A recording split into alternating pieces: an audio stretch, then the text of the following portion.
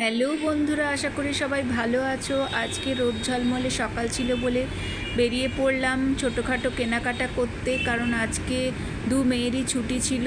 ওদের তো রোজই এত কাজের ব্যস্ততা থাকে, কোথাও বেরোনোই হয় না। বড় মেয়ের অফিস থাকে, ছোটো মেয়ের কলেজ থাকে। তা দুজনের ছুটি ছিল বলে বড় গাড়ি নিয়ে চলে এলো। একসাথে আমরা চলে গেলাম কলকাতায় কেনাকাটা করতে। আর কোথায় গেলাম, কি কিনলাম, পরে তোমাদের সাথে শেয়ার করছি। মা যেতে পারলো না, মায়ের পায়ে এখনও ব্যথা আছে, তাই জন্য বেশি হাঁটাহাঁটি করতে পারবে না। তাই আর যেতে যেতে খুব ছোটোবেলার কথা মনে পড়ছিল, জানো তো। কারণ বাবা তখন ছোটোবেলায় জুতো কিনে দিত, জামা কিনে দিত, আর আমরা যেতাম না। বাবাই সব কিনে এনে দিত পছন্দ করে, আর সেটাই আমাদের পছন্দ হয়ে যেত।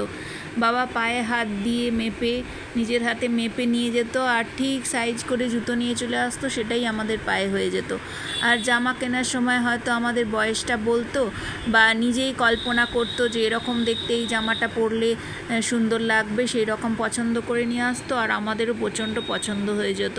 তো আমরা সন্ধেবেলায় বাবা কেনাকাটা করে যখন আসতো, তখন আমরা উদ্গ্রীব হয়ে থাকতাম।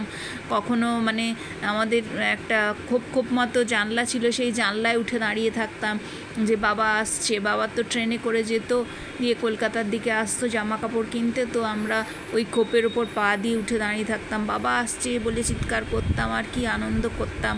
এখন সেই সব আনন্দ উঠে গেছে। এখন তো মেয়েদের সঙ্গে যাই, আনন্দ করি, ওদের আনন্দেই এখন আনন্দ হয়। তো আজকের দিনটা ভালোই কাটলো। বাই, সবাই ভালো থেকো।